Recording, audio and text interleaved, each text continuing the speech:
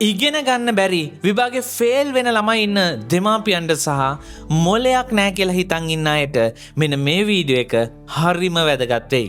නිකමට හිතන්න මේ කතාවේ ඉන්න මේ පොඩි ළමයා අවුරුදු 4 වෙනකන් වචනයක්වත් කතා කළේ නෑ. අවුරුදු 7 වෙනකන් අකුරක්වත් කියව ගන්න බැරි වුණා. එයාගේ දෙමාපියෝ හිතුවේ අපේ ළමයා මන්ද බුද්ධිකයි කියලා.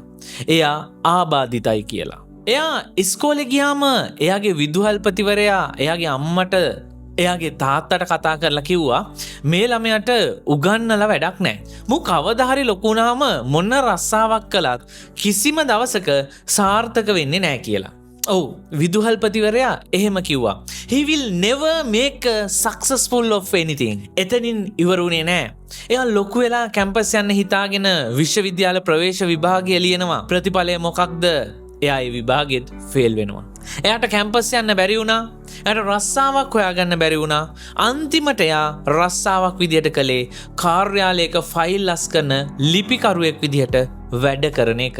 මුළු ලෝකයම එයා දිහා බැලුවේ කිසිම වැඩකට නැති ඉගෙන ගන්න බැරි මෝඩෙක් විදියට. දැන් මම ඔයාගෙන් අහනවා ඔයාටත් ඉස්කෝලේ කාලෙදී ටීචර්ස්ලා මෝඩයා ගොනා කියලා බැනලා එහෙම තියෙනවද?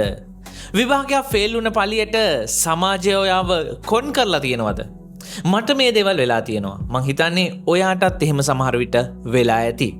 ගොඩක් අය එතනදී හිතා ගන්නවා ඇත්තටම මම මොඩයි කියලා. හැබැයි ඔයා විභාගේ ෆේල් වුණත් ජීවිතේ පාස් වෙන්න පුළුවන් කියලා විශ්වාස කරන කෙනෙක් නම් මගේ දක්ෂතාවය වෙනස් කියලා දන්න කෙනෙක් නම් පහලින් කමෙන්ට් කරන්න I am genius කියලා. ඔව් I am genius කියලා අනිවාර්යයෙන්ම ටයිප් කරලා කමෙන්ට් එකක් දාන්න.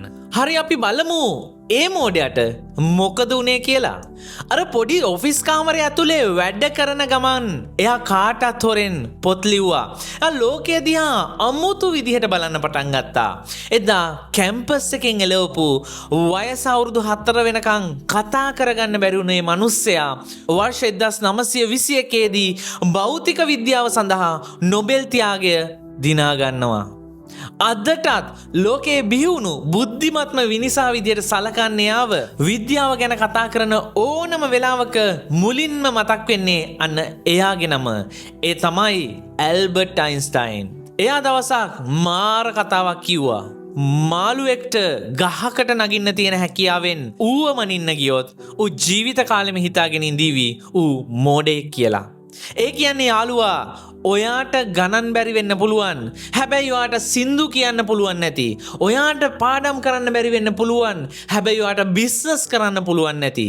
විභාගයක් කියන්නේ ජීවිතේ මනින මිම්මක් නෙවෙයි. ඔයාගේ හැකියාව මොකද්ද කියලා ඔයාම හොයාගන්න. ඒ වගේම ඔයාගේ හැකියාව මොකද්ද කියලා දන්නවනම් පහලින් කමෙන්ට් එකක් දාන්න. ඒ වගේම මාවත් ෆලෝ කරලා තියාගන්න මේ වගේ වීඩියෝ වලින් ඉස්සරහටත් හම්බෙමු. එච්චරයි.